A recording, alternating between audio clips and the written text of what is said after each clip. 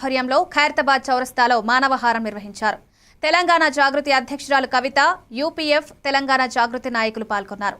గంటపాటు ఖైరతాబాద్ చౌరస్తాలో మానవహారం ఏర్పాటు చేశారు. ఈ సందర్భంగా కవిత మాట్లాడుతూ బీసీ బిడ్డలు తమకు రిజర్వేషన్లు కావాలని కోరుతున్నారు. రిజర్వేషన్ ఇచ్చే పార్టీలే బంద్కు మద్దతు ప్రకటించడం నవ్వులాటగా ఉందన్నారు.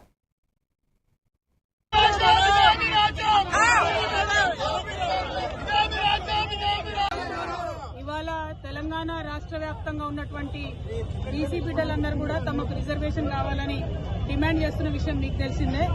అయితే ఇవాళ ఎవరైతే రిజర్వేషన్లు ఇవ్వాలనో ఆ పార్టీలు కూడా వచ్చి బీసీ బిడ్డలు ఇచ్చినటువంటి బంద్లో పాల్గొంటామని చెప్పడం నిజంగా నవ్వులాటగా అనిపిస్తా ఉంది.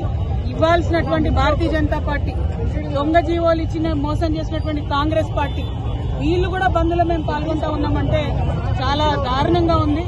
అంతకుడే నివాళులు అర్పించినట్టుగా అనిపిస్తా ఉంది. బీసీ బిడ్డల్ని మీరు మోసం చేయొద్దు. మీరు అనేక కాదు, స్వతంత్రం వచ్చినప్పటి నుంచి అనేక సందర్భాలు ఎప్పుడు బీసీల reservation issue ముందొచ్చిన Bharatiya Janata party, Congress party పదే బీసీలను మోసగించారు. ఇంకా కుదరదు. ఇప్పుడు తెలంగాణ బీసీ బిడ్డలు పట్టుబట్టిండ్రు. ఈ తెలంగాణ బీసీ బిడ్డల పంతం దేశవ్యాప్తంగా ఉన్నటువంటి బీసీలకు కూడా లాభం జరిగేటటువంటి అంశం తప్పితే ఇంకోటి కాదు. ఎట్లా అయితే తెలంగాణ ఉద్యమం చేసినామో మరో బీసీ తెలంగాణ ఉద్యమం చేపడతాం. ఖచ్చితంగా 42% రిజర్వేషన్ సాధించేంత వరకు కూడా వెంటబడతాం. ఇవాళ తెలంగాణ జాగృతి, యునైటెడ్ పూలే ఫ్రంట్ ఆధ్వర్యంలో ఖైరతాబాద్ చౌరస్తా అంతా కూడా బంద్ చేస్తున్నాం. పెద్ద ఎత్తున ఇవాళ బంద్ని జయప్రదం చేయవలసిందిగా ప్రజాస్వామ్యవాదులందరినీ కూడా నేను కోరుతా ఉన్నాను. ఎందుకంటే పదే రాజకీయ పార్టీలు ఒక వర్గాన్ని మోసం చేయడం మంచిది కాదు.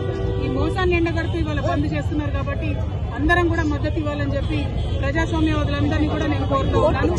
తీర్పును ఏ విధంగా చూస్తారు? ప్రధానంగా ఒకటండి, హైకోర్టులు, సుప్రీంకోర్టులు ఎప్పుడైనా బీసీలకు వ్యతిరేకంగానే రీల్స్ కోసం